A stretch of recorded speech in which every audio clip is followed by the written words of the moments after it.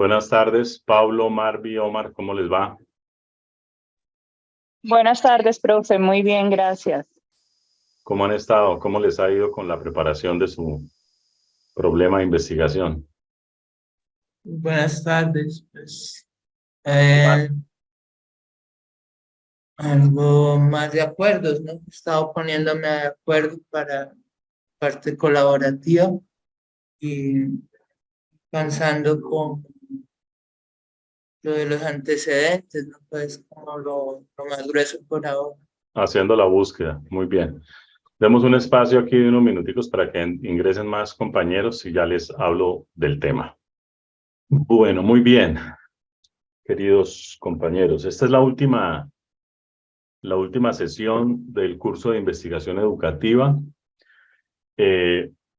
La agenda del día de hoy es la siguiente. Voy a presentarles las diapositivas de la clase. ¿Me confirman, por favor, si están viendo la pantalla? Sí, profe. Sí. Bueno. Muy bien. En primer lugar, vamos a mirar la semana y la actividad correspondiente a la misma, que es aquella que ustedes están trabajando ya desde ayer, desde la semana pasada, y que pues esta semana terminarán de complementar para la entrega el próximo domingo. En segundo lugar, les voy a mostrar lo que viene para ustedes en la investigación, en los proyectos de investigación aplicada 1, 2 y 3, que son es la manera de hacer el proyecto nodo al cual ustedes ya probablemente los están ingresando y conformando grupos de acuerdo con esos temas que ustedes eligieron inicialmente.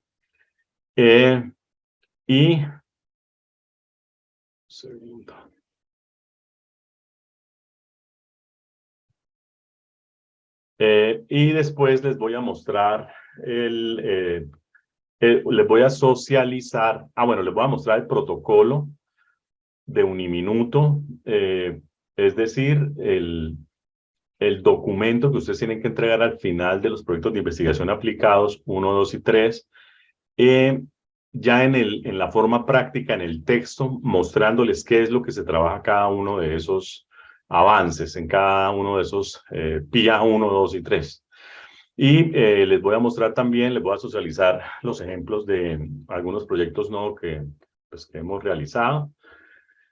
Vamos entonces a iniciar con la presentación de la semana 8.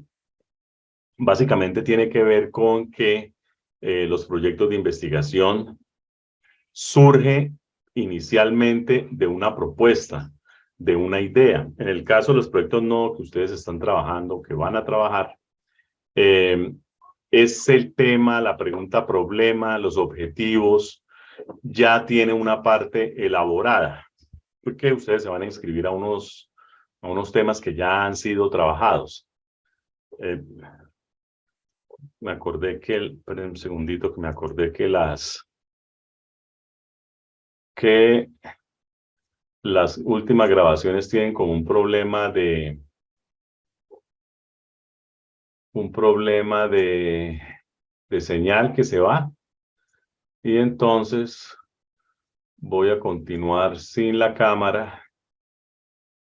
Voy a continuar sin mi cámara para que no tengamos esa interrupción en la grabación, que ya lo he notado en otras grabaciones. Bueno, bien, entonces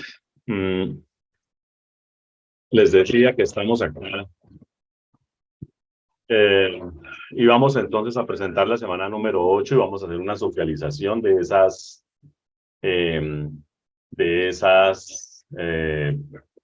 esos proyectos nuevos que ya se han trabajado. Entonces, inicialmente vamos a mirar que estos proyectos ya tienen una parte trabajada. Ustedes van a llegar y van a encontrar algunos más trabajados, otros menos trabajados, pero sin embargo los temas generales ya están incluidos dentro de las sublíneas. Entonces van a reconocer las bases, van a reconocer las perspectivas que se están incorporando a la investigación educativa Las sublíneas, de hecho, son perspectivas novedosas, hacen parte de todo eso que se ha venido trabajando. Y esas sublíneas han brindado un panorama general de lo que es la investigación educativa. Y de esa manera se construye un conocimiento que va a beneficiar la investigación en educación en términos generales. Dentro de los antecedentes es muy importante verificar, es decir, que es el trabajo que ustedes están haciendo, es muy importante verificar toda la manera como ha sido el problema objeto de estudio, es decir, tienen que verificar los paradigmas y enfoques que se han hecho para intentar acercarse a él. Por eso yo les decía en la clase pasada que los antecedentes son fundamentales, porque revisando lo que se ha escrito acerca del mismo tema, es posible encontrar teorías que han escrito, o que han elaborado, o que han recogido otros estudiantes de maestría, otros estudiantes de tesis doctorales o investigadores, que han hecho todo el proceso y ya han recogido algunas teorías. Esas teorías o paradigmas teóricos y enfoques, ustedes los van a revisar cuando hacen esa construcción de los antecedentes. Esta primera acercamiento, pues en esta última clase vamos a revisar precisamente cómo ha venido siendo este proceso para otras personas que ya lo han presentado a través de los proyectos nodo antiguos que yo les comentaba, que se llamaban proyectos sombrilla. Muy bien, entonces el resultado de aprendizaje de esta semana es ya los estudiantes tienen que tener clara la ruta metodológica del estudio que van a presentar. Este trabajo que ustedes van a presentar el domingo es un trabajo que pues digamos en términos generales hipotético, porque es quizás encaje dentro de las sublíneas que ustedes ya escogieron, pero también hace parte de ese ejercicio de aprendizaje, de profundizar el aprendizaje inicial en investigación.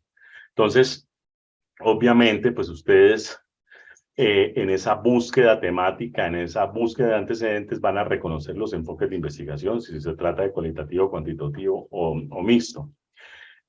Y así es que hace parte de toda el aglomerado total del curso de investigación educativa, que tiene que ver con la investigación y una investigación o la investigación científica que da origen al nacimiento de un problema de investigación.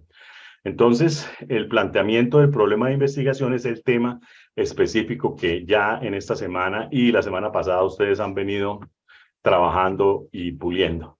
Los recursos básicos: está la lectura de Avero y la lectura de Sabino, que ya ustedes la han trabajado, es muy conocida.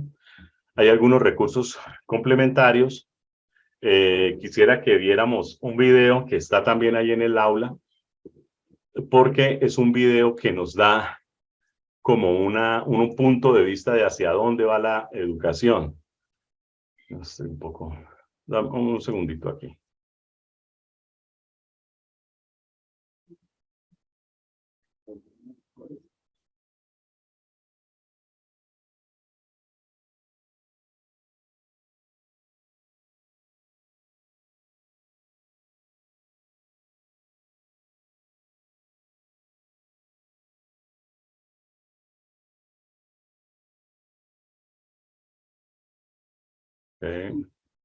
Que se me olvida compartir siempre con sonido.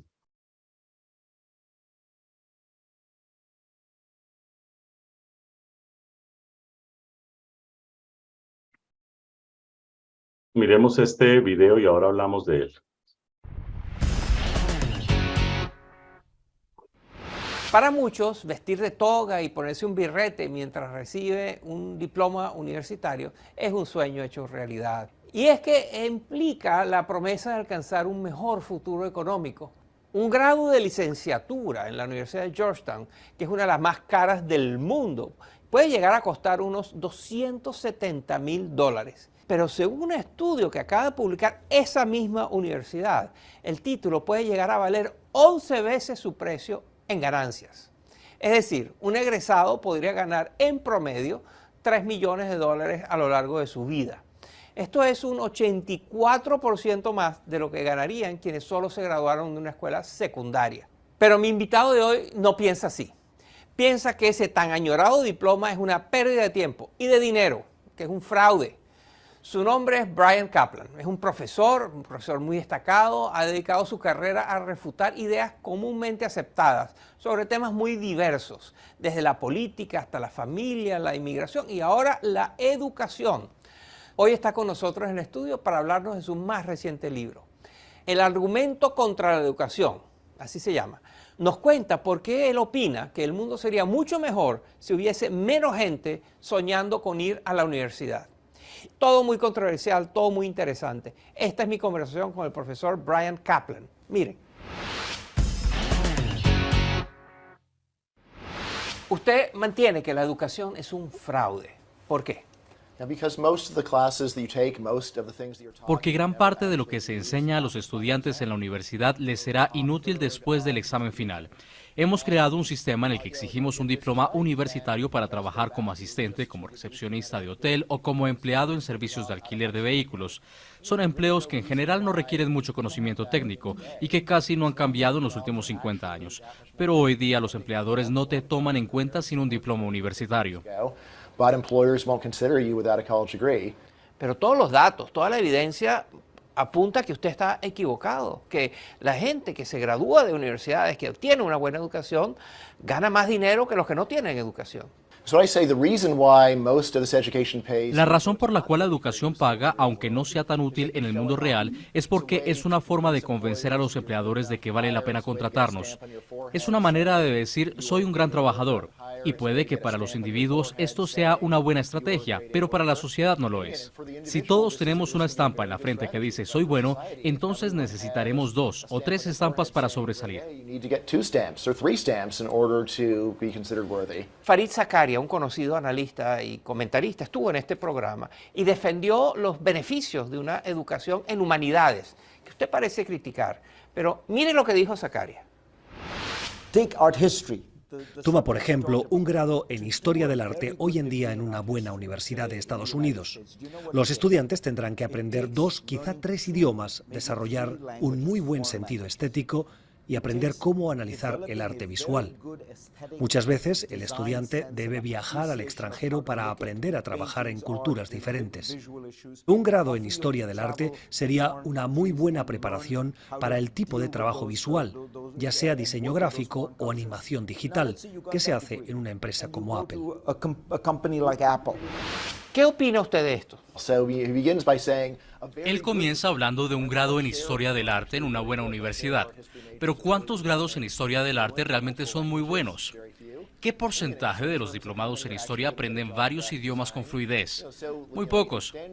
Luego habla de obtener un trabajo en animación o diseño gráfico. Pero un problema típico de nuestro sistema de educación es precisamente que la gran mayoría de los que estudian humanidades terminan haciendo trabajos que no tienen nada que ver con lo que estudiaron. Zakaria habla de casos excepcionales, pero la regla es que los estudiantes de historia terminan quizás con un empleo en la industria de seguros, y los que no tienen tanta suerte en Starbucks.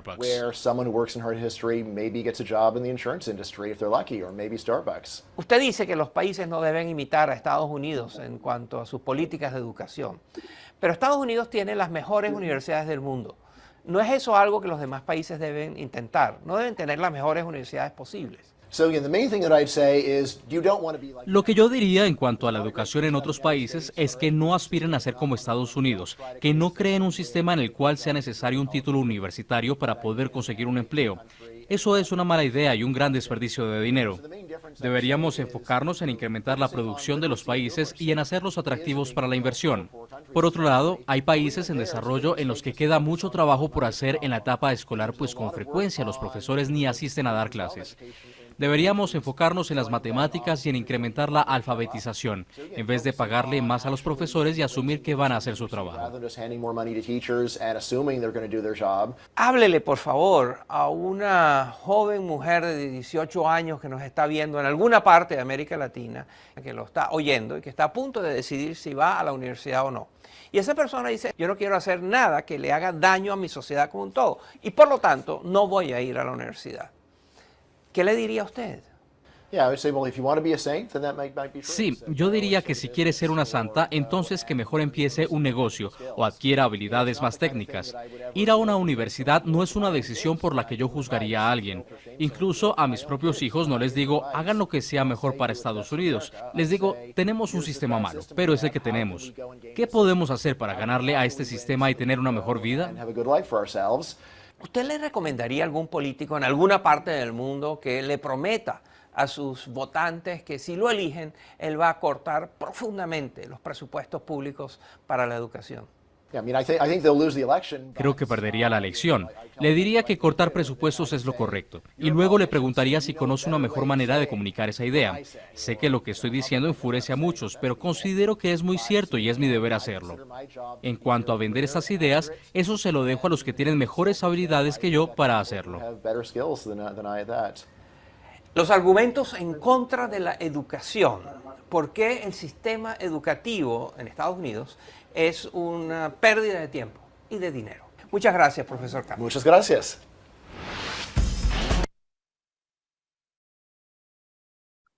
Bueno, muy bien. ¿Me están escuchando? Sí, Sí, pensé que había apagado el micrófono. Bueno, este es un video, ¿ya lo habían visto? sí.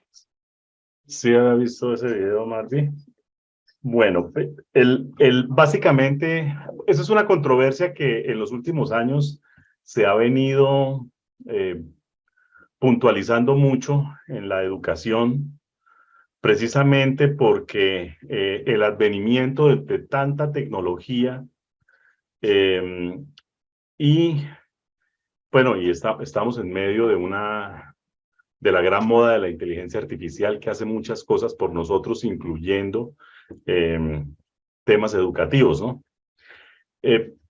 Pero digamos que hacia donde quiero que ustedes reflexionen es, bueno, en primer lugar es pensar si creen ustedes que son inútiles los conocimientos que se enseñan en la universidad como una respuesta hacia el futuro que tiene la aplicación de esos conocimientos en la sociedad. ¿Ustedes qué opinan de eso? ¿Considerarían que en las universidades o en la educación en general se aprenden otras cosas además de los conocimientos específicos? ¿Qué opinan ustedes? ¿Qué creen? Yo siento que hay como un vacío en las habilidades, porque se quiere que el estudiante llegue como con unas cuestiones muy definitivas y son las que se miden en el grado, pero mientras la persona sale del grado y se emplea, queda un vacío. Ok. Gracias, Pablo. Elsie, ¿qué opinas? Buenas tardes, profe, compañeros. Pues lo Buenas que tardes. estamos viendo ahora en la educación, profe, que todo tiene que ser complementario y que tiene que dar herramientas no solamente para la parte académica, sino para la profesional, personal, comunitaria, pues por eso del trabajo de competencias, ¿no? Yo pienso que hay como un afán en eso, en el papel, pero ya cuando realmente se aterrizan las cosas, pues se ve que, que hace falta esa parte humana. Es mi visión, mi concepto desde lo que yo veo desde las universidades. Para mí la parte artística, deportiva, humana, de comunidad, trabajo social, todo eso debe estar incluido para que un estudiante, una persona que estudia, quiera que sea, aparte de aprender lo académico, aprenda a comportarse en sociedad, a ser útil, a ser hábil, a ser valiente, a no tener miedo, ¿sí? Es como todo eso, pero por ejemplo, en la universidad, el área artística o la deportiva, digamos que son como una electiva que dice al estudiante, ¿usted quiere si quiere, hágalo, si no, no. A mí me parece que Ujú, eso debería ser parte de la educación, o sea, sí. en todo momento. Ujú. Gracias. Gracias, yo también estoy de acuerdo contigo. Digamos que si nos ponemos en términos generales a mirar la opinión de este profesor de una universidad norteamericana con ese libro polémico, realmente eso es una visión muy utilitarista y muy determinista de lo que es la educación exclusivamente pensando en el trabajo, ¿no? Pero los que somos educadores sabemos que la educación va más allá, que la educación forma al ser humano en una totalidad, no en una labor. O sea, digamos que yo hace muchos años cuando eh, trabajaba en pregrado, yo fui docente del área de humanidades, con una multiplicidad de materias que iban desde la sobre filosofía, antropología, expresión oral, escrita, todo ese tipo de materias que complementan a los profesionales. Y yo siempre les decía cuando tenía estudiantes de primer semestre, sobre todo porque la educación que viene desde las escuelas, desde las instituciones educativas, donde muchos de ustedes trabajan, que están con muchachos en formación y que van a salir a una universidad, es una formación muy utilitarista, ¿no? Entonces, yo digo que en Colombia, sostenía esa teoría, yo creo que eso ha cambiado.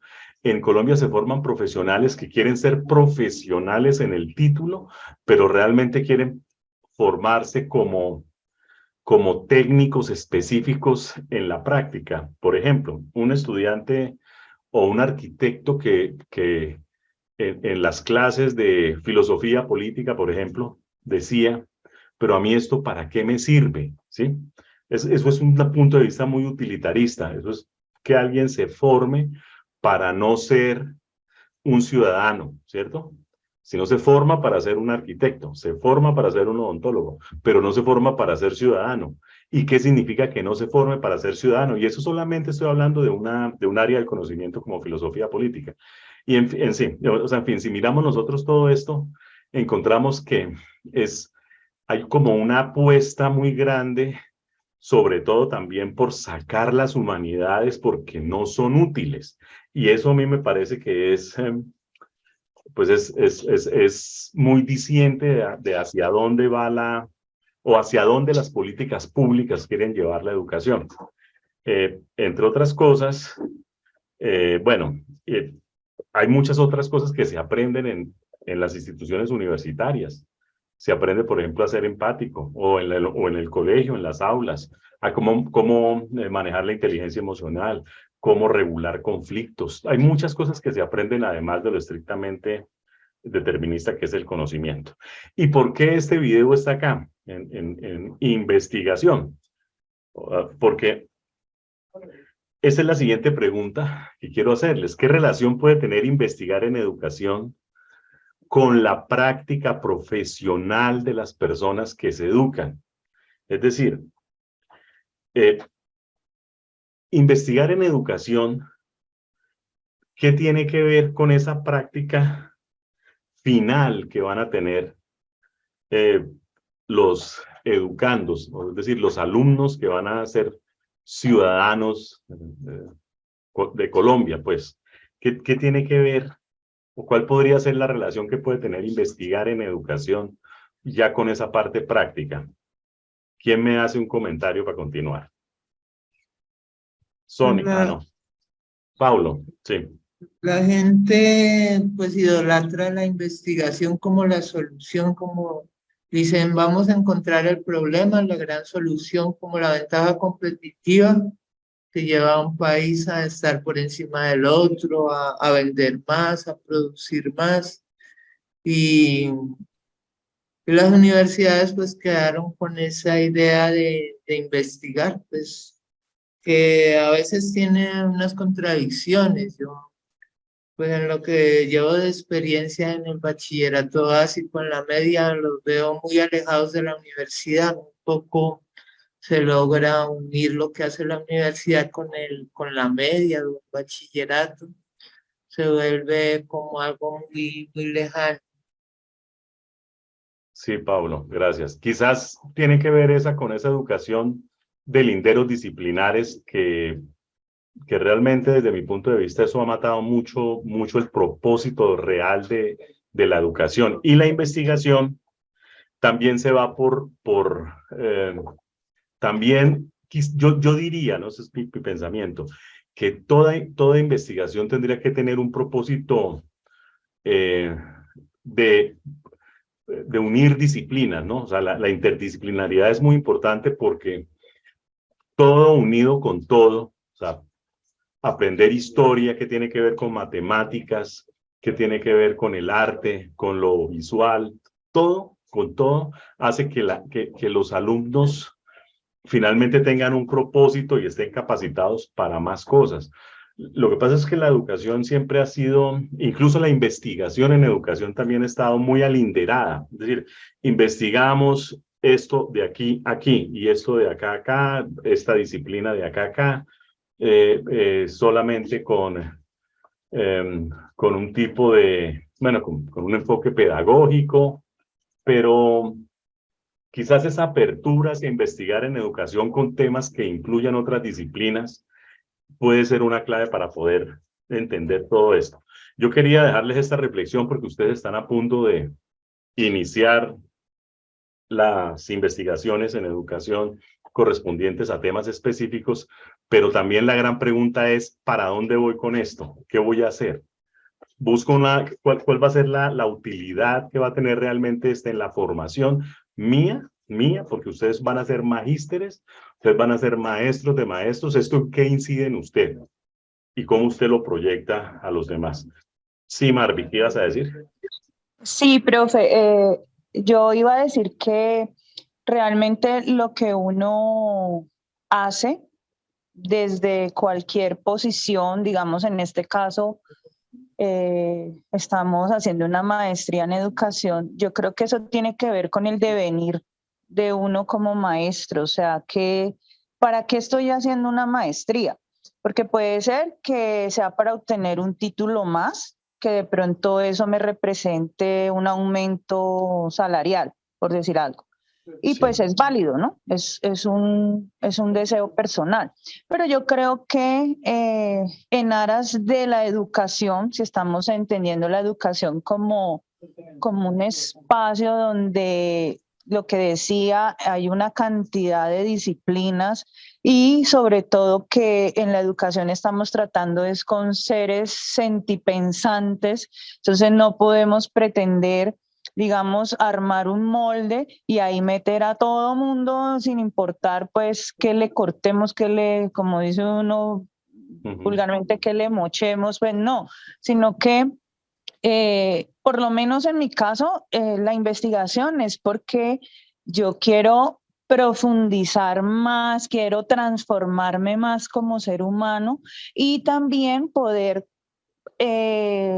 encontrar una manera u otras formas de compartir mis saberes sin violentar a nadie, pero tampoco pues como que, ay no, entonces el niño no quiere eso, entonces no haga nada, papito, no, sino que eso sea un reto para mí, cómo le llego, cómo aprende, porque es que hemos estado como haciendo las cosas, es desde el punto de vista que cómo enseñar, pero a veces no nos preguntamos es cómo aprende el otro. Entonces, para mí, eso es investigar. Sí. El fin de mi investigación. Muy bien. Sí, Marvin, muchas gracias. Muy, muy interesante esto que estás diciendo. Entre otras cosas, cuando estés más adelante, en 2 semestres, si tienen la oportunidad de escribir una asignatura de esta maestría que se llama Educación para el Desarrollo, ahí es donde uno mira que pueden haber otro tipo de pensamiento de la educación para el desarrollo de qué. O sea, ¿qué podemos desarrollar además de lo utilitarista que es la preparación para la inclusión en el trabajo? ¿Qué más hay? y hay muchas pedagogías nuevas, ¿no? O digamos, emergentes. Bueno, Sí. muy bien. Voy a volverles a... ¿Alguien más quiere decir algo? Avanzamos. Bueno. Voy a volverles a presentar acá la pantalla.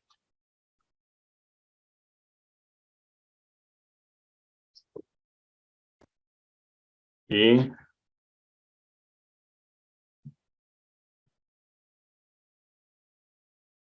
entonces ustedes están, ahora sí vamos a lo que ustedes están haciendo. Van a formular un proyecto de investigación. ¿Cuál es el propósito?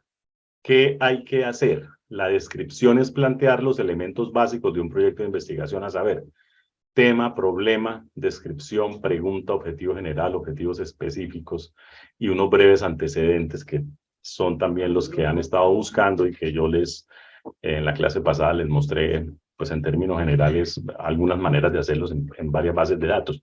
Y yo les decía que pues hay mucha...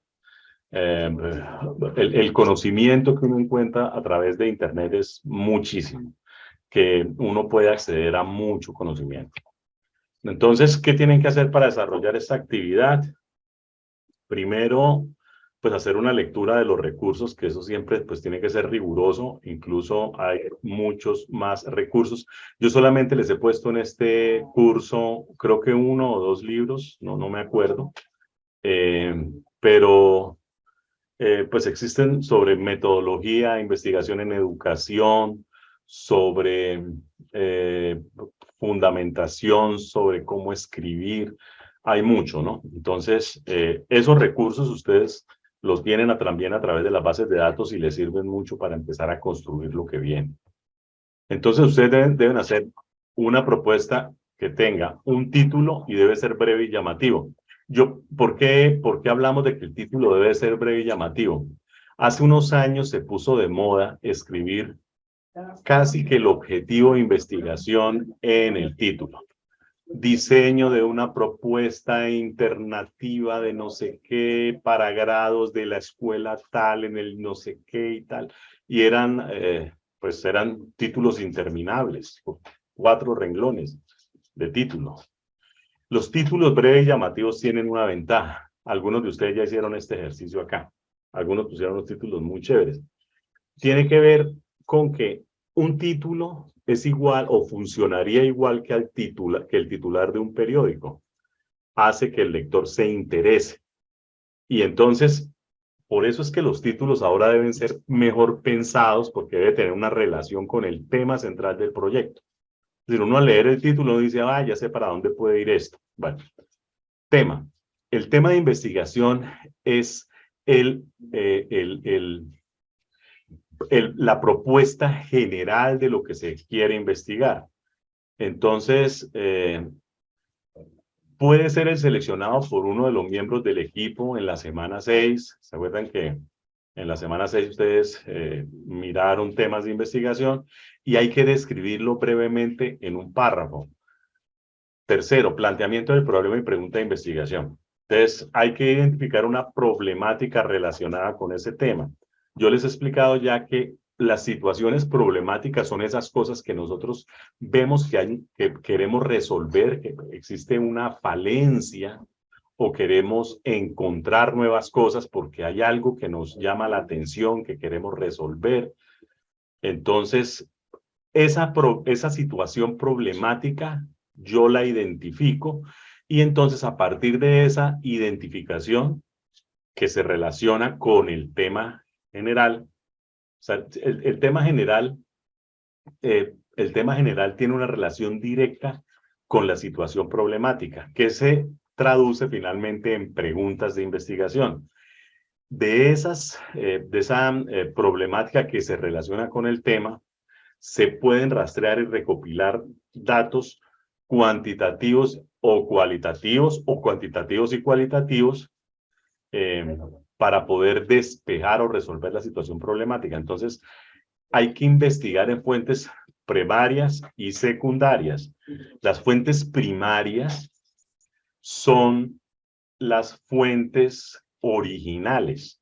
Por ejemplo, una entrevista a un docente, a un estudiante, o por ejemplo, en el caso de la historia, un documento, no sé, una ordenanza escrita por un gobernador de un departamento colombiano en 1930, es una fuente primaria.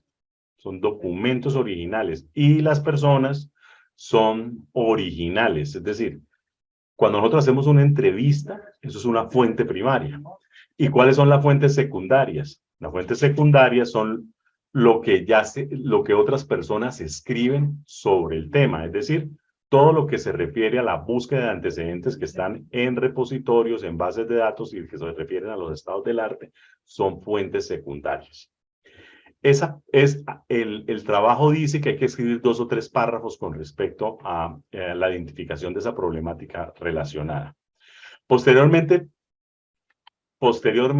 formulan una pregunta de investigación que sea coherente con la problemática identificada y con la estructura propia del proyecto. Sobre ese tema de las preguntas y cómo se relacionan las preguntas-problema con el tema general de la investigación y después con los objetivos, ya les he explicado, les he comentado que hay una relación directa entre la pregunta y el objetivo. Es decir, cuando nosotros pensamos en una pregunta-problema, lo primero que se nos tiene que venir a la mente es que con el objetivo voy a resolver cada pregunta-problema. ¿Sí? O sea, ¿cómo hago para encontrar una relación entre una variable y otra variable? Entonces, ¿cómo hago? ¿Cómo hago para hacer eso? Entonces, si esa es la pregunta, el objetivo será comparar, por ejemplo, ¿no? Comparar. Otros dirán, no, yo quiero mirar esa relación, pero voy a escribir bien cómo es la relación. Entonces, mi objetivo es describir.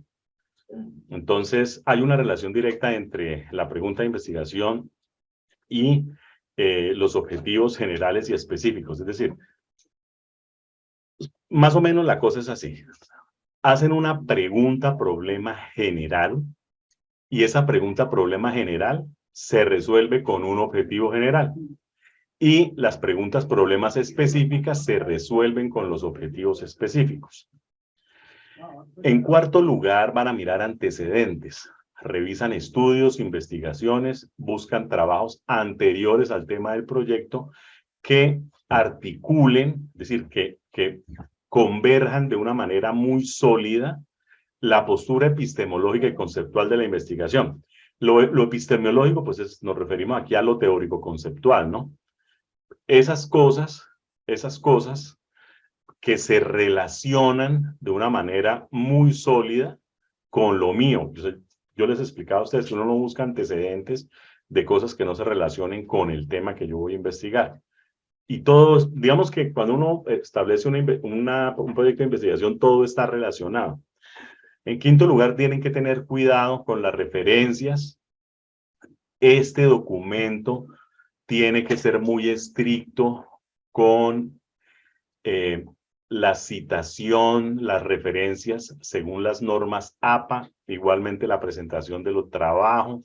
¿Por qué? Porque ustedes a partir de ahora, todo lo que escriban para investigación tiene que tener norma APA y se tienen que acostumbrar a hacerlo porque, por ejemplo, el interlineado doble, que no hay espacio entre párrafo y párrafo, sino que va unido.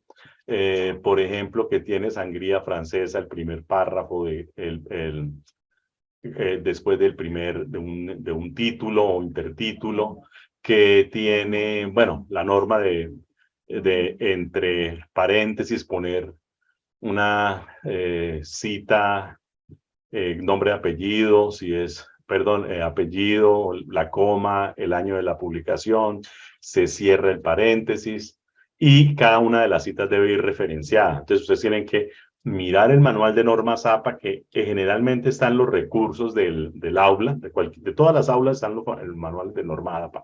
Pero si no lo encuentran, es facilito. Pueden teclear en Google, escriben normas APA 7 Uniminuto y les sale el manual de Uniminuto para normas APA. Esto es muy importante. Y el formato es Word, portada y referencias, la fuente es Times, 12 puntos, espaciado doble. Bien, entonces vamos a mirar les voy a mostrarles acá el protocolo de los trabajos de grado. Y ¿alguien iba a decir algo? Yo vi una manita levantada, creo.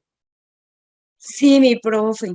Sí, dime. Profe, ¿usted me puede volver a explicar lo de los objetivos?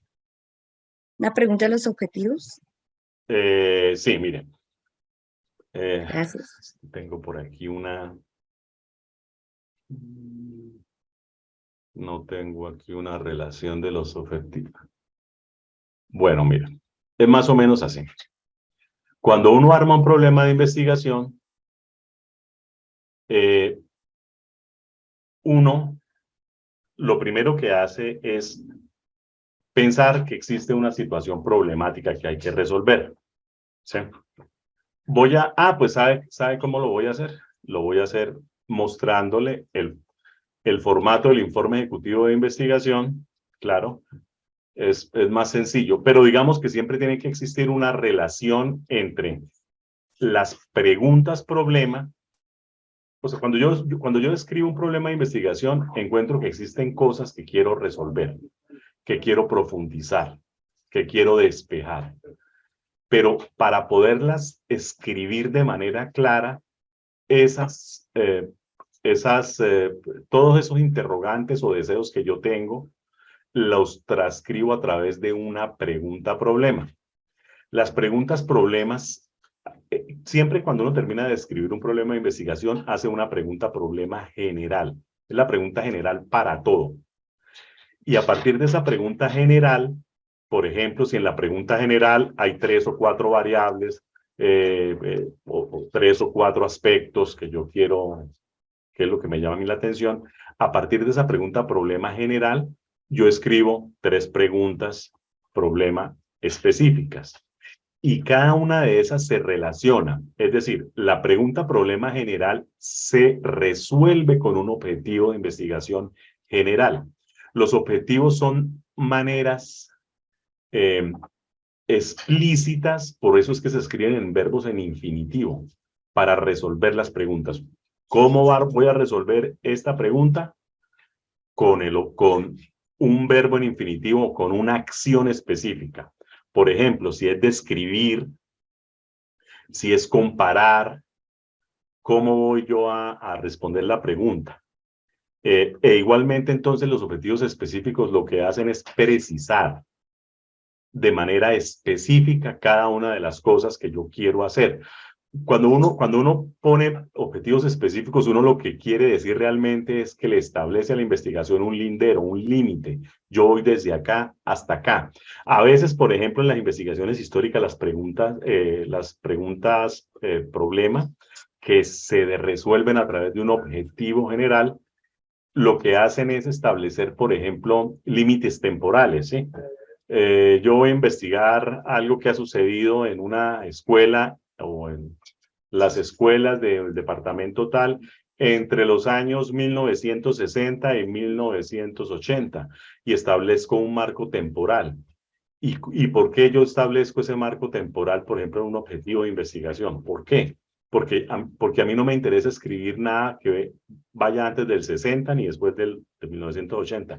¿Y por qué? Entonces yo justifico en el problema de investigación por qué ese es mi lapso de tiempo. No sé, se me ocurre algo, por ejemplo, que entre el 60 y el 80 hicieron una norma de política pública en investigación, en educación, y a mí me llama la atención ver cómo se trasladó eso a las escuelas de mi departamento, por decir algo. Entonces uno siempre tiene que tener esa coherencia o esa ruta entre las preguntas, problemas y los objetivos. O sea, realmente cuando uno hace una investigación, todo está conectado con todo. Por ejemplo, yo les decía a ustedes que cuando lee tesis, generalmente uno mira los objetivos de investigación y después se va hasta las conclusiones y compara objetivos de investigación y conclusiones. Y uno dice, mire todo lo que prometieron en los objetivos y en las conclusiones uno mira si lo cumplieron. Los objetivos de investigación son promesas y las conclusiones es donde le dicen a uno, mire que respondí o que pude hacer lo que prometí. Entonces, si hay una concordancia muy directa entre los objetivos y las conclusiones, uno dice ya de entrada, esta tesis está bien programada y probablemente estuvo muy bien hecha. Entonces, ahora sí, leamos lo que está en la mitad para demostrar cómo lo hicieron. Pero la relación entre preguntas, problemas, objetivos y conclusiones son fundamentales cuando uno termina la investigación. Les voy a mostrar acá el formato del informe ejecutivo de investigación que usted tiene que presentar en PIA 3. Es decir, después de todo el proceso, ustedes van a presentar esto y esto es como un formato con un protocolo. Acá, pues, es donde está el nombre del proyecto, línea y sublínea, investigador principal, líderes de la sublínea, coinvestigadores, quiénes son los coinvestigadores. Todos los coinvestigadores son los estudiantes. La universidad nos dice que de investigador principal se tiene que poner el líder de la sublínea. Hoy hay una profesora que estaba en autorregulación.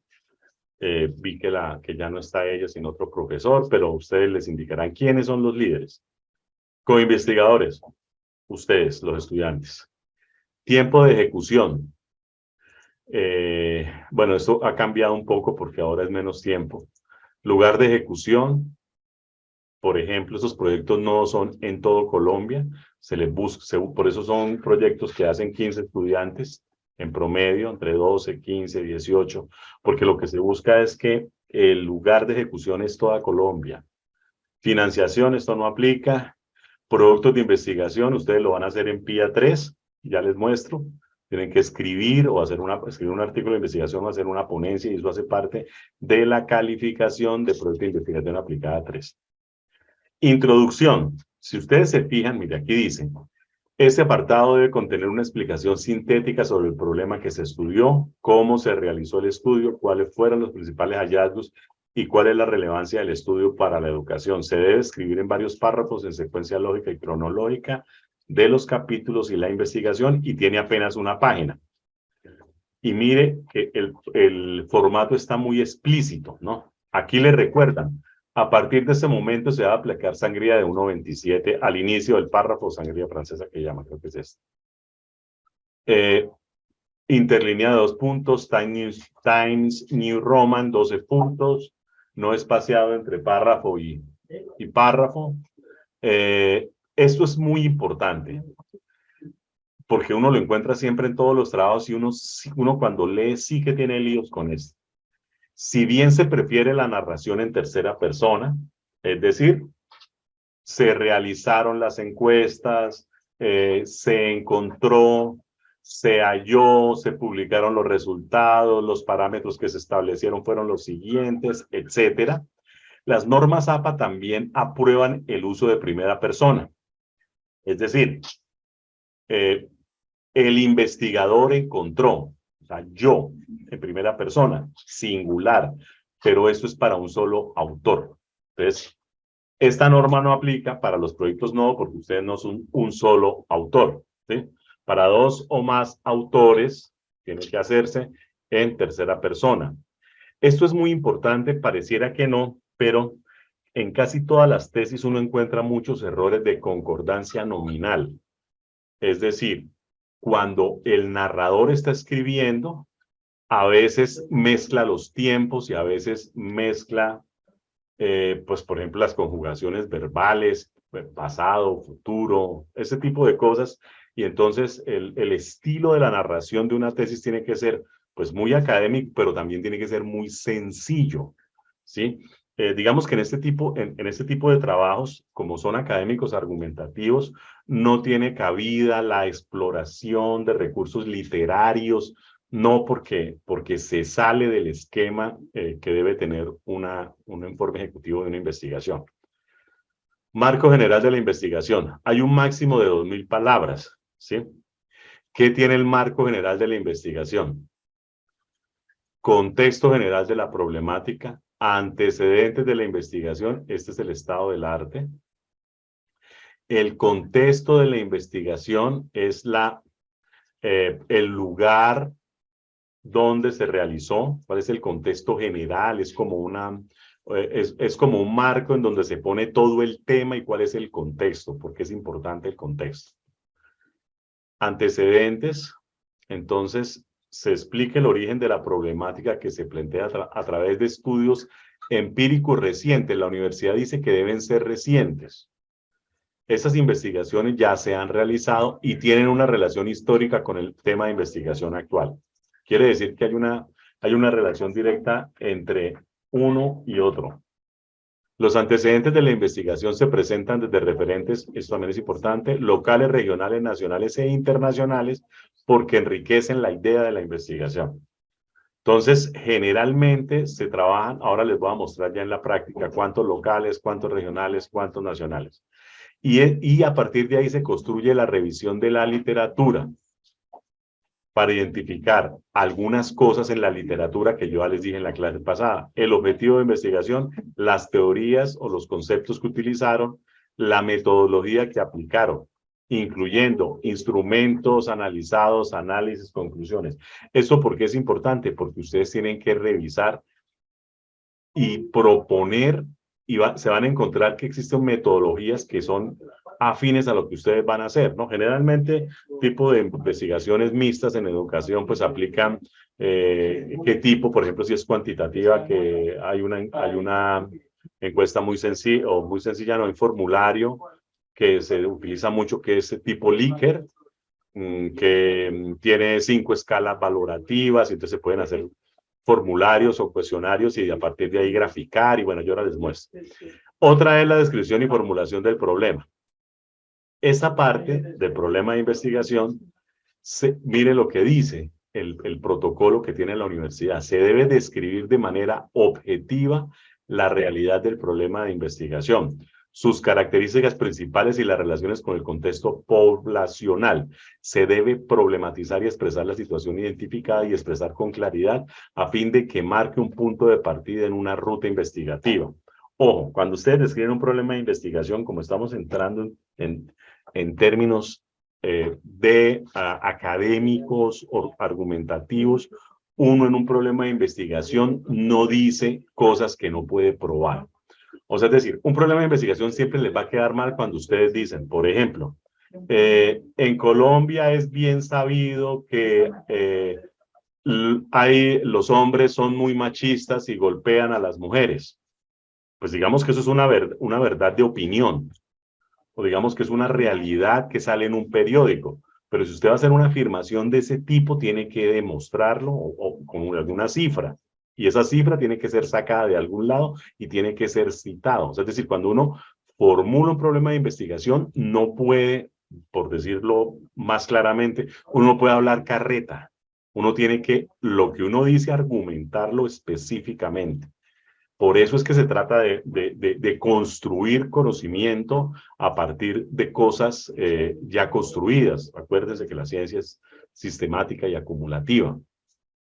Al final de este apartado, el problema debe ser enunciado a través de una o varias preguntas de investigación en las que se establezca una relación entre constructos o variables. Ya les muestro qué son constructos o variables en la práctica y que pueda ser respondida a través de la recopilación de información. La pregunta de investigación debe tener una clara vinculación con el marco teórico, es decir, marco teórico y conceptual, ¿no? Aquí quizás habría que poner teórico y conceptual. Es decir, si ustedes escriben el diseño pedagógico de aula, escriben ese texto, ¿no? El concepto pedagógico de aula no, pongamos el contexto pedagógico de una comunidad de aprendizajes XXX cosa. Concepto pedagógico de unidad de aprendizaje tienen que ponerlo, tienen que precisarlo en un marco teórico y conceptual. ¿Por qué? Porque el marco teórico, pues como su nombre lo dice, lo que hace es poner ese marco, ese lindero. Y yo digo, cuando me voy a referir a una comunidad de práctica, me voy a referir a esto exactamente. Puede ser que exista un concepto de comunidad de práctica para un administrador de empresas, para un abogado, para alguien que haga venta y marketing. Pero el concepto de comunidad de práctica en educación es diferente. Entonces, por eso es que uno cuando hace un marco teórico conceptual lo que dice, yo voy a escribir sobre comunidad de práctica, pero lo voy a hacer desde acá hasta acá y pongo un marco. Ese es el sentido del marco teórico y conceptual, ¿no? Y entonces, explicar esa posición desde donde yo voy a escribir, desde la disciplina donde estoy, es decir, desde la educación, es donde se trata de ofrecer la respuesta a la pregunta de investigación. Yo voy a responder, pero desde un lugar. Me voy a situar en un lugar para poder responder. Los objetivos, entonces, de investigación se establecen tomando en cuenta el alcance de la investigación. ¿Qué es el alcance? El alcance de la investigación es hasta donde yo voy a llegar. Yo no voy a ir más allá. Si yo digo, voy a describir, voy a hacer una descripción de la comunidad de práctica de una escuela rural y una urbana, o de las escuelas rurales y urbanas en Colombia en relación con el liderazgo de, ¿cómo se llama? Bueno, con relación con el liderazgo de sus fundadores, por decir algo. Entonces, ¿desde dónde, cuál es el alcance? Entonces yo digo, voy a hacer una descripción. Por eso es que el objetivo está en un verbo en infinitivo, porque es una acción. Voy a describir, voy a actuar. Y describir entonces es hacer un relato muy pegado a la realidad, muy objetivo de lo que yo encuentre. Si voy a hacer una descripción entonces en un objetivo, ahí yo ya estoy poniendo un límite. Cuando yo voy a hacer una descripción, no voy a hacer una explicación. Describir es una cosa y explicar es otra cosa, ¿no? Entonces, por eso es que los objetivos ponen el alcance de la investigación que se plantea. Y esos objetivos expresan lo que se pretende estudiar, aportar, aprender al realizar una investigación. Los objetivos, entonces, yo ya les he comentado, tienen que ser demostrables empíricamente, es decir, en la práctica. Se deben medir, se deben demostrar, deben ser reales.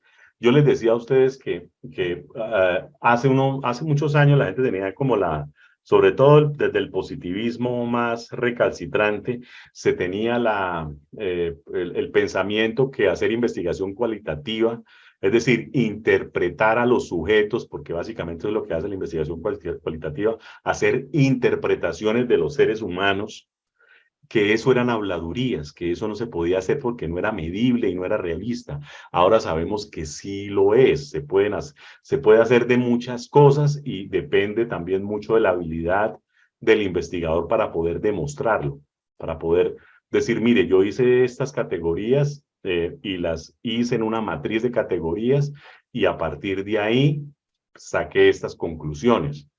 Entonces, bueno, la investigación en un minuto debe contener un objetivo general y 3 específicos. Y una justificación del estudio. La justificación del estudio es expresar de manera sintética lo importante que es el problema. ¿Para qué sirve eso? ¿Por qué es importante? ¿Sí? Esos resultados, ¿a quién les sirven? ¿Por qué eso es importante para la población que yo voy a estudiar? Para la comunidad educativa, para el conocimiento científico. ¿Eso por qué es importante? Ahí yo lo expreso. Bueno, en términos generales esto es así. Marco de referencia de la investigación, el conceptual y el teórico. Legal, yo también les explicaba que puede haber histórico, puede haber jurídico, que puede ser parecido al legal, pero digamos, si se está hablando algo de derecho penal, pues entonces es más preciso. En todo caso, pues aquí hay un máximo de palabras. Esto también es muy importante. Fíjense en algo. Yo siempre les he dicho a ustedes, y ahora en este trabajo van a tener la oportunidad de hacerlo, cuando ustedes van a citar, traten de evitar de por Dios de caridad las citas textuales. Esas que ustedes encomillan y encomillan 4 o 5 renglones como por ahorrarse la pereza de que yo quiero decir esto pero no lo voy a escribir porque ya otro lo dijo, entonces es fácil, abro comillas, cierro comillas, 5 renglones y cito y listo, salí del problema. Esto es altamente inconveniente porque los informes Turnitin les salen negativos o con un porcentaje muy alto de que lo escribió otra persona. Eso es importante porque las tesis de maestría, ustedes están en maestría, no están en especialización, las tesis de maestría tienen que tener un alto componente de nuevo conocimiento. Las citas textuales se tienen que poner solamente cuando son estrictamente necesarias, ¿sí? Por ejemplo, yo siempre he criticado que existan citas textuales, por ejemplo, en los foros, que son los foros, ustedes opinan y quieren en los foros argumentar algo muy bien sustentadito, y entonces ponen 5 o 7 renglones de algo que dijo otra persona. Eso no es conveniente, y mucho menos en una tesis. Estos informes son ejecutivos, es decir, son informes chiquitos. Entonces, en estos informes no se puede poner todas esas citas textuales. Y mire lo que dice aquí. El porcentaje aceptado de redacción original en todo el documento es de 90 y 10% de citas de otros autores. Esto de citas de otros autores es decir, son citas textuales porque esto sale mucho en los informes Turnitin, ¿no? De allí la importancia de no excederse en la citación y ser moderados, especialmente con las citas textuales, copiar y pegar. Eso en tesis de maestría no es conveniente, les repito. Además, siempre hay que hacerlo, ¿no? Ustedes saben todos los problemas que existen alrededor de copiar y pegar y no referenciar, ¿no? Eso se llama plagio. El capítulo tiene 20 páginas y un máximo de 25, interlineado 2.0, 340 palabras por página aproximadamente. Bueno, todo esto la universidad lo tiene como ya muy medido. Método y metodología de investigación. Población, y ustedes establecen el método, la población y la muestra, es decir, las personas, ya estableciendo el método, ustedes saben si va a ser cualitativo, cuantitativo, mixto, y entonces van a hacer, si es mixto, por ejemplo, cómo lo van a hacer. Ahora les voy a mostrar 2 tesis mixtas. Población y muestra. Este cuadro de categorías y variables es muy importante porque ustedes aquí especifican los objetivos, la relación con cada categoría, las subcategorías y los instrumentos. El instrumento 1, por ejemplo, si es un mixto, por ejemplo, ¿cómo se hace a veces? Este objetivo, si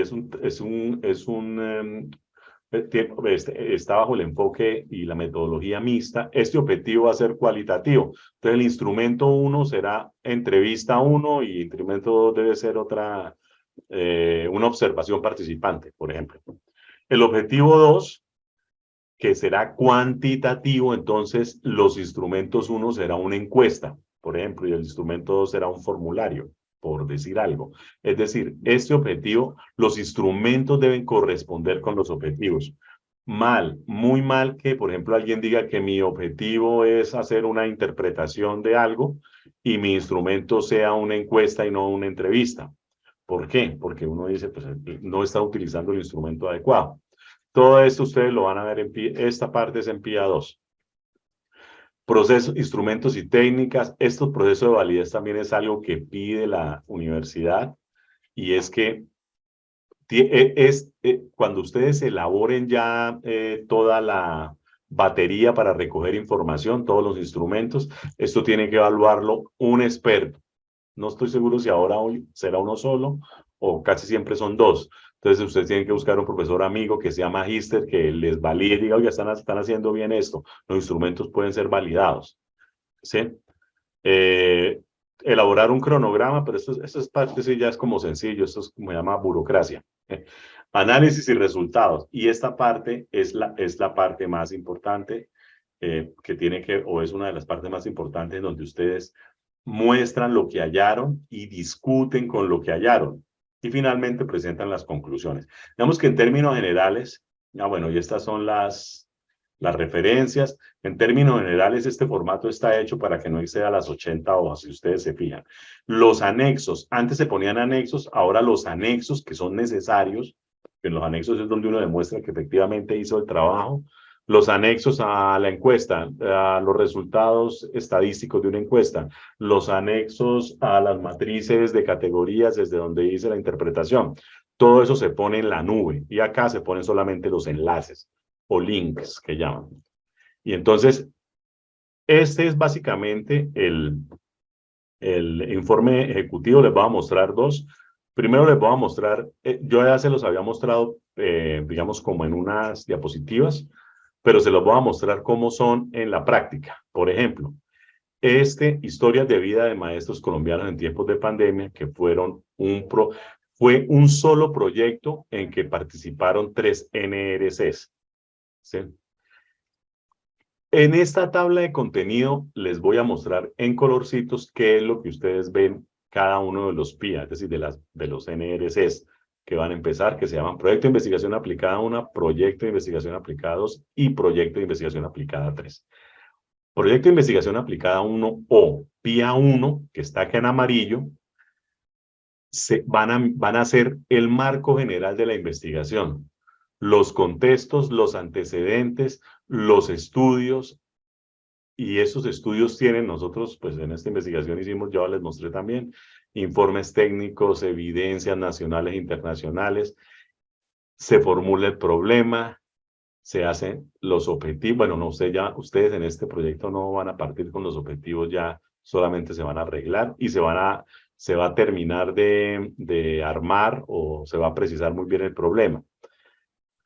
Lo mismo con la justificación y este marco teórico conceptual se va a realizar. Por ejemplo, en este caso, ¿qué nos interesaba a nosotros mirar de las teorías? Educación y TIC en el marco de la pandemia, una mirada a la investigación narrativa e historias de vida, porque a partir de ahí fue que nosotros hicimos esta investigación. Entonces, lo teórico tenía que ver con esas tres acepciones que son muy específicas.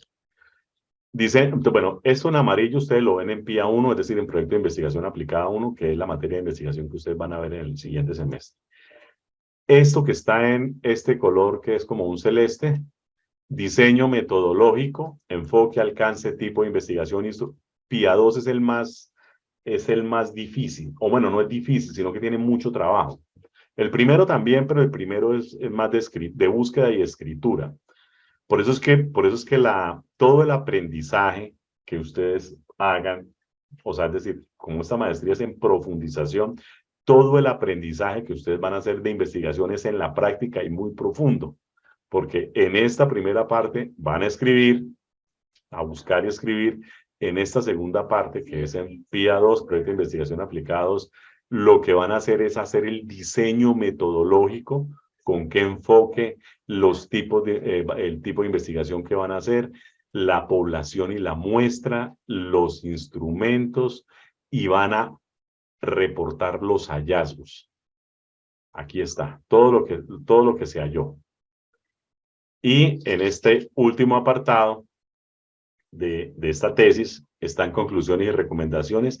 Esto se hace en Proyecto de Investigación Aplicada 3 y se redacta y se pone a punto este documento que es un informe ejecutivo de investigación final, porque esto es lo que va para biblioteca, pero entonces en PIA 3 tienen que hacer varias cosas. Digamos que si PIA 2 es muy duro, hay mucho trabajo en cuanto a que toca diseñar los instrumentos o herramientas, aplicar las herramientas y analizar los datos que encontraron, porque es muy práctico, es hacer. En PIA 3 hay que volver a escribir, es decir, PIA 1 es escribir, referenciar, PIA 2 es hacer, es muy práctico, y PIA 3 es volver a escribir. Pero ya hay un cúmulo en las dos materias anteriores de texto, ¿no? Entonces, en el tercero lo que se hace es poner a punto este informe final, establecer las conclusiones y recomendaciones, y eso no está acá porque pues no está en la tesis, eso no va en la tesis, pero ustedes tienen que escribir un producto de nuevo conocimiento, que es un artículo de investigación o una ponencia. Bien, entonces esto es una tesis, ¿no? Y les iba a mostrar, yo ya les había mostrado los antecedentes en la clase pasada, y esta es la otra tesis. Ambas trabajan con métodos cuantitativos mixtos.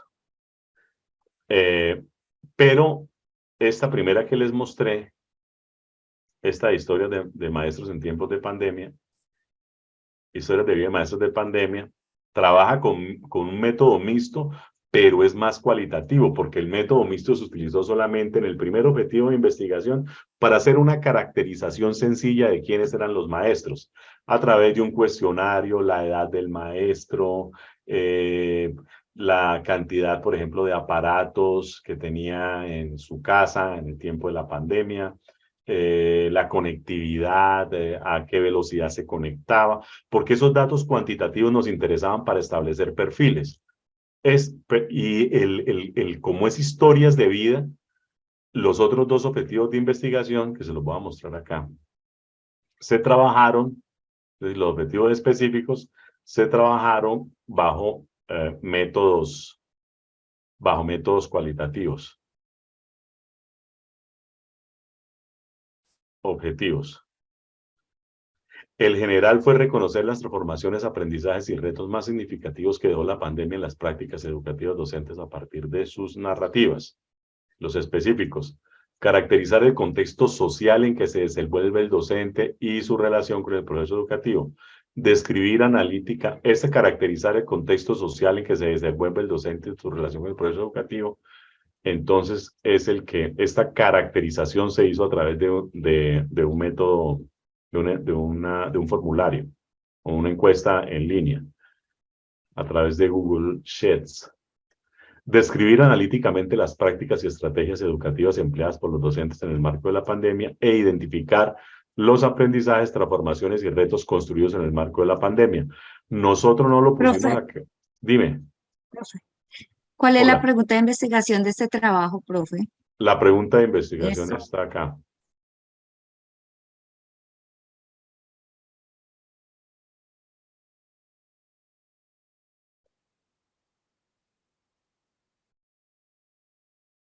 Permitiendo la comprensión sobre la manera... espera un segundo, allá. Específicamente respondiendo a las siguientes preguntas. ¿Cómo los maestros colombianos adoptaron sus prácticas docentes en el contexto de la pandemia? Si uno mira, el objetivo general es, si aquí la pregunta es, ¿los maestros cómo hicieron para hacer esas prácticas docentes en el contexto de la pandemia? Entonces, el objetivo general es reconocer las transformaciones, aprendizajes y retos más significativos que dejó la pandemia en las prácticas educativas docentes a partir de sus narrativas. Entonces, si nosotros miramos acá, digamos que hay una relación entre la pregunta y el objetivo general, aquí vamos a ver, aquí está el verbo en infinitivo, y nos vamos a dar cuenta que existen algunas variables.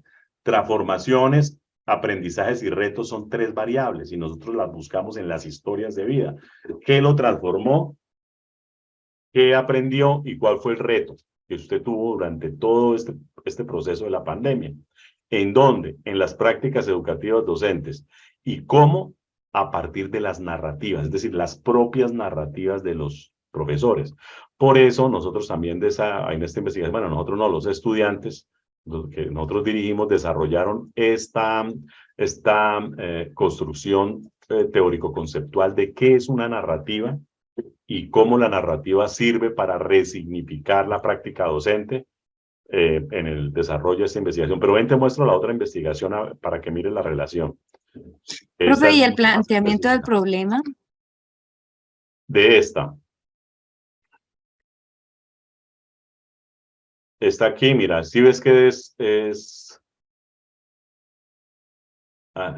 este era un borrador, ahora que veo aquí alguna anotación. Descripción y formulación del problema. Si te fijas, si ves que los problemas realmente son chiquitos, pero tienen que ser muy puntuales, ¿no? Esta es la descripción del problema, lo que acabo de señalar, ¿sí? Es muy concreto. Y también, esto es muy importante también para la maestría. Debe haber una relación entre el problema de investigación, o mejor dicho, uno tiene que decir en la descripción y formulación del problema cuál es la relación con la sublínea, por ejemplo. Por tanto, la situación problema descrita anteriormente se puede abarcar en la sublínea de investigación modelos de acompañamiento para la formación integral, pues dentro de esta se permite la búsqueda de soluciones a problemáticas y necesidades del contexto educativo, por lo que los diversos escenarios, ya sean de educación inicial o superior, rural o urbana, se ven acogidos dentro de esta investigación, ya que independientemente de las necesidades educativas que posean, se tiene un interés por buscar soluciones a sus dificultades. Vemos que este parrafito muestra que tiene una conexión con modelos de acompañamiento para la formación integral. Antes de terminar, les voy a mostrar la otra tesis para que ustedes vean que esta se trabajó. Vamos a mirar. Mira que se trabajó. Los resultados de la investigación de esta tesis fue mucho más precisa porque a esta lo hicimos con datos cualitativos y cuantitativos presentados simultáneamente. Entonces, por ejemplo, acá vamos a antecedentes, objetivos. Entonces mira la pregunta. Al final en estas tesis de la universidad, generalmente, al finalizar la descripción del problema es que se pone la pregunta y posteriormente los objetivos, ¿no? Entonces, esta dice, atendiendo a la problemática expuesta y al papel del directivo docente como principal agente dinamizador y transformador de las organizaciones escolares, se considera importante analizar desde una amplia perspectiva las siguientes preguntas. ¿Cómo fortalecer la calidad educativa a través del diseño de una propuesta de liderazgo educativo ejercido por los directivos docentes desde su gestión estratégica, académica y administrativa en las instituciones educativas de educación básica y media en Colombia? Es una pregunta muy precisa, es una pregunta amplia y que la pregunta de una vez abarca varias variables. Entonces, la relación de cómo fortalecer la calidad educativa a través del diseño de una propuesta de liderazgo educativo se relaciona con el objetivo general, porque lo que yo les decía, que la respuesta a esta pregunta se da a través de una acción. ¿Cómo vamos a fortalecer la calidad educativa? Pues vamos a diseñar una propuesta de liderazgo educativo. Esta es la relación. El objetivo general, diseñar una propuesta de liderazgo educativo ejercido por los directivos docentes que contribuye al fortalecimiento de la calidad de su gestión académica, estratégica y administrativa en las instituciones de educación básica y media en Colombia. Y después los objetivos. Primero vamos a analizar los factores que definen la calidad educativa en las instituciones de educación básica y media en Colombia. Entonces, para mirar ya específicamente, y con esto termino, si ven los objetivos generales específicos, posteriormente en la tesis hay un cuadro de categorías que están en un anexo. Y no tengo acá el anexo. Esta es la presentación de resultados. Este trabajo sí salió muy largo. Salió muy largo porque presentamos lo cuantitativo y lo cualitativo al mismo tiempo. Estas figuras, por ejemplo, corresponden al análisis cualitativo a través de un software llamado Atlas T. Los estudiantes lo aprendieron a manejar, pero había más tiempo, ¿no? Esto es, si no hay el conocimiento previo, ahora no podrían hacerlo porque no hay tiempo. Pero pues, como teníamos 16 semanas, ¿sí? Qué pena que la interrumpa, pero pues no, yo prof, levanté no, la manito de hace rato, pero no. No veo. Es que no veo. Sí Tranquilo. está bien, no importa. Está bien. No sé si de pronto me salga un poco de la explicación que nos está dando. Digamos, es que al principio le entendí de que, digamos, en los proyectos que hayamos escogido, pues, y Sí. quedamos allí, nosotros no vamos a llegar allí a trabajar una pregunta, unos objetivos ni nada, porque ya eso está como avanzado, fue lo que le entendí, de pronto le entendí mal. Entonces, sí. si es así, entonces, ¿cuál sería nuestro, nuestro trabajo, nuestro aporte a ese proyecto? Uy, esa es una pregunta muy buena y les voy a mostrar cuál es porque es muchísimo. Miren,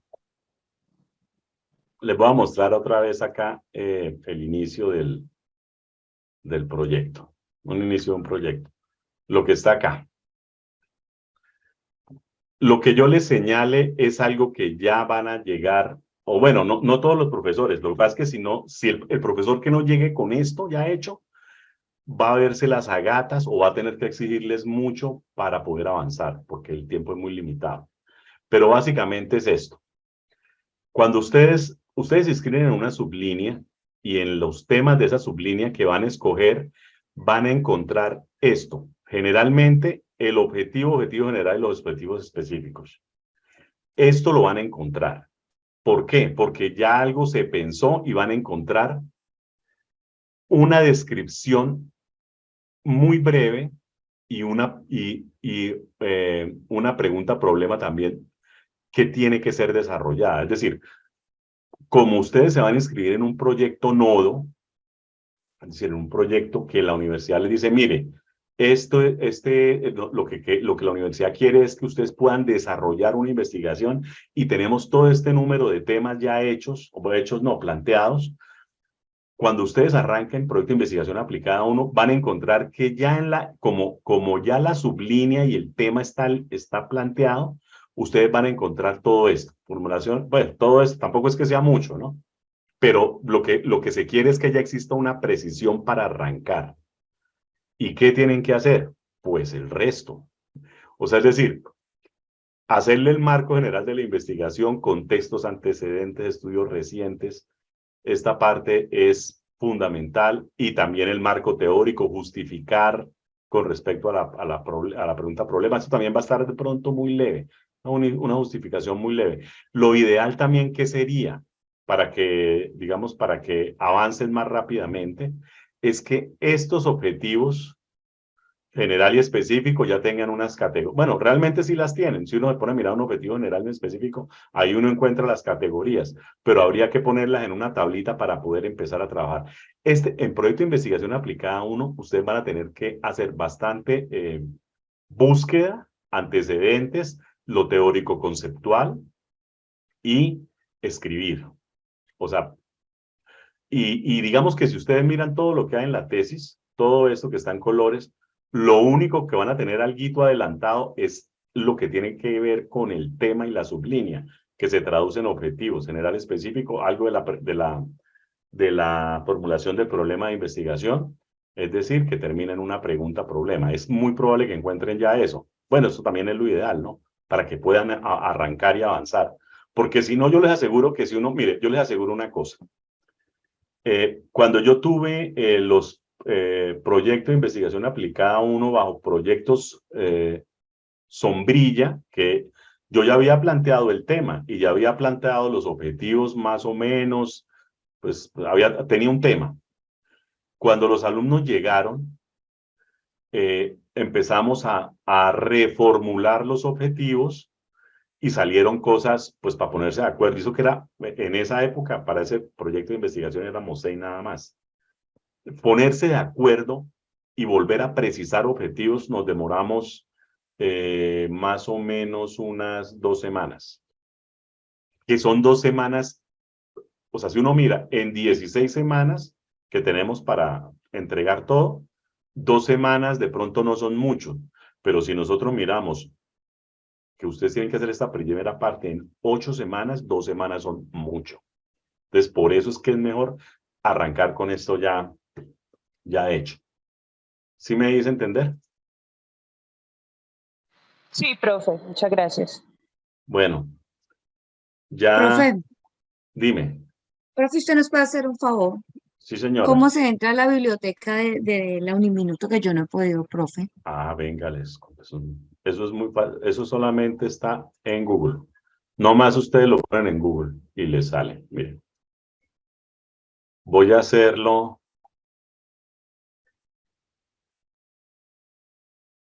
Desde aquí, Google. Ay, feliz Día de la Mujer, ¿cierto? Profesoras que están acá. Ay, gracias, Nos había profe. felicitado, ¿no?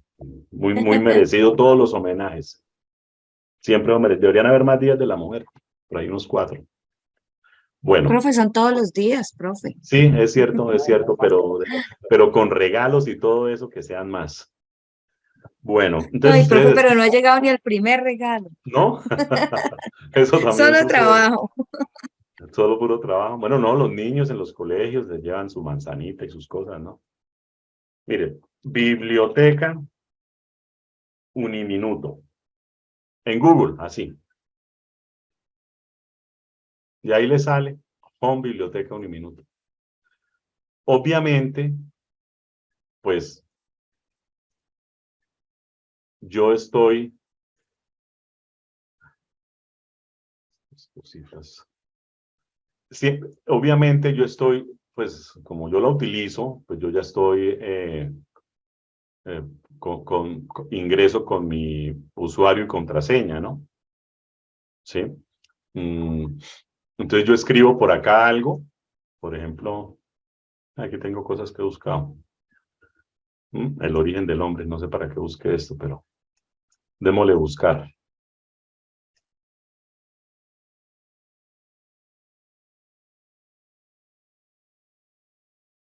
Y ahí aparecen un montón de resultados. Mire el libro de Charles Darwin. Ah, pero este no está en línea. Generalmente busquen cosas que estén en línea, ¿no? En la clase pasada yo les decía que había que señalar aquí donde dice texto completo en línea para que les aparece. En línea. Estado actual de la investigación antropológica. ¿Qué año es este? 2018. Puede ser actual, pero ya han descubierto cosas. Mitos sobre el origen del hombre. Entonces llegan ahí. Texto completo. Generalmente ustedes tienen acceso abierto hasta acá, ¿no? Entonces ahí les va a salir, seleccione la cuenta desde donde se van a conectar. Y ustedes tienen que tener su correo. En la Uniminuto los profesores tenemos 2 correos. El que termina en .s es institucional y el que termina en .sa es el académico. Entonces acá dice carlos.duran.sa@uniminuto.com. Con el de ustedes, que el académico, que es el que termina en .sa, ustedes no tienen sino un solo correo Uniminuto, con ese es que entran, con su clave y su contraseña. No estoy muy seguro y tienen que pedir contraseña a los que no se hayan logueado, no sé bien cómo es el proceso, pero aquí en la página de Uniminuto, en la home, en la página de Uniminuto hay, bueno, debe haber alguna ayuda. Mira, aquí hay una ayuda, soporte, si ustedes son alumnos, para que se conectan, ¿no? Preguntas frecuentes, puede estar ahí. No, si no se han logueado, lo hacen, pero tienen acceso a toda esta base de datos. ¿Sí? Es fácil el inicio, incluso desde las aulas virtuales, casi siempre, ya las quitaron. Aquí había un acceso a la biblioteca, pero ya no está. Bueno, bien, ya no les quito más tiempo, señoras, señores. Gusto saludarlos. Bueno, Profe, profe. una pregunta. En la diapositiva que usted puso dijo que había que hacer una pequeña sustentación la próxima No, clase del no. trabajo. No, lo que pasa es que lo había planeado, pero yo dije no tenemos tiempo. Lo había planeado como ustedes desde la semana pasada estaban trabajando el problema de investigación. Entonces yo dije, voy a decirles quién lo tiene adelantado para ir mirando, ir sobre la marcha, ir como construyendo. Pero yo sabía que no íbamos a tener tiempo, entonces pues no era nada. Hacer caso omiso. ¿Sí? Ah, bueno, profe, nos asustó. No, tranquilos. A mí por lo menos. Bueno, cualquier cosa estoy ahí pendiente. Bueno, listo, Bueno, profe. muchas gracias. Chao, chao. Profe, chao. ¿Sí?